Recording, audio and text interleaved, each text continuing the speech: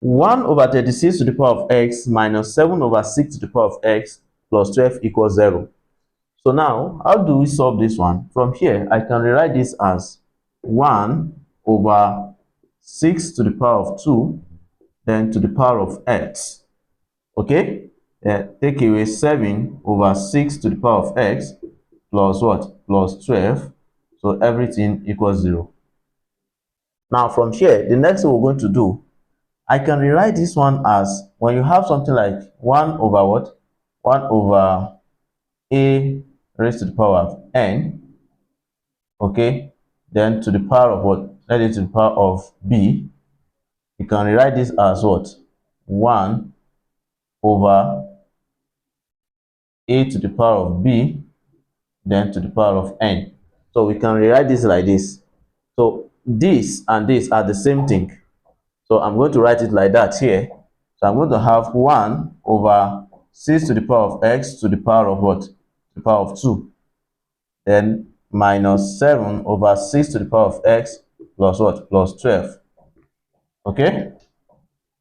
Plus 12, and everything what? Everything equals 0. Are you following? So now from there, the next thing we are going to do, we are going to rewrite this as 1 over 6 to the power of x, okay, minus 1 over 6 to the power of x, then multiplying 7. So this one that is at the middle, this that is at the middle can be written in this one, then plus 12, everything equal what? Equals 0. So now from here, what we are going to do here is that anywhere you see 1 over 6 to the power of x, you replace by what? By y. Let 1y is equals to 1 over 6 to the power of x. So therefore, from here, I'm going to have y minus 7 times y, then plus 12, everything equal 0. So now from here, this is quadratic equation, so we are going to write it in terms of what? In terms of y. So we factorize it in this form, okay? So y will be here and y will be here. So what are the two factors? When you multiply them together, we are going to have 12, but when you sum them, we have this. So what is that? So we have 4 times 3, that is minus 4, and minus 3. So minus 4 times minus 3 will give us 12. Then minus 4 plus 3 will give us minus what? Minus 7. So we have y to be equal to y minus 4 will be equal to 0, and y minus 3 will be equal to 0. Understood? So from there, we have y to be 4 and y to be what? Y to be 3. All right. So now don't forget that we are not looking for the value of y. So we are looking for the value of x. So from there, you have to do what? We have to recall.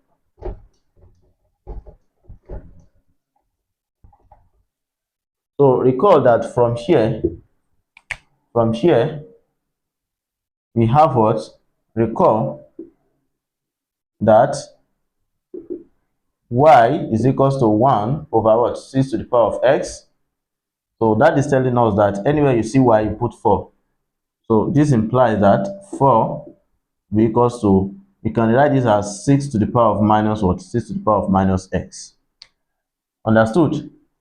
So from here, we are going to have what? We're going to introduce logarithm to the both sides of the equation. So I'm going to introduce this, which is a log with base 6 equal to log 6 to the power of minus x, then with base 6. So that I'm going to have what? I'm going to have minus x here. Log 6 base 6 will go. That turns to 1. Then we have log 4 base 6. And from here, we are having minus here. So we are going to divide both sides by minus. So we're going to have our x to be minus log 4 base 6. You understand? So let me write it here. Let me write it here. So we're going to have what? So we're going to have the first x1 is going to be minus log 4 with 6. That's the first one. Now, oh, I've wrapped up this.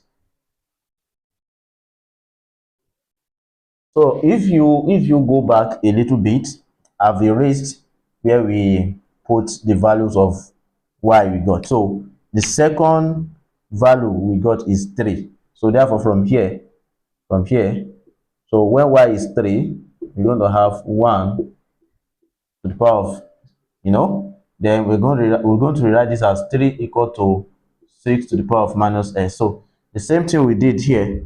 So we are looking for x, you introduce logarithm to the both sides.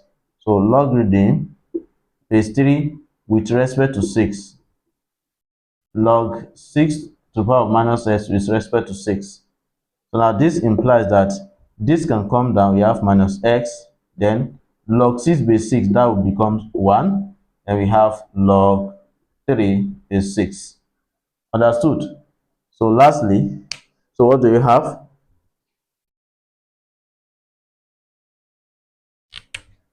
We're going to have x will be equal to, if you take this minus to this, we have minus log 3 base 6. Okay, so we have what? We have another solution. So this is x2. So we have x2 equals what? Equals log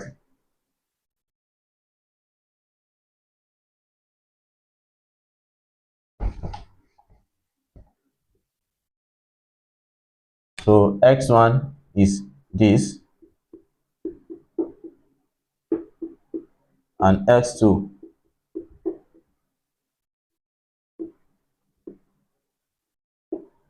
so these are the what? These are the solutions for the what? For the problem. All right, so if you find this very interesting, so kindly share to your colleagues so they can learn.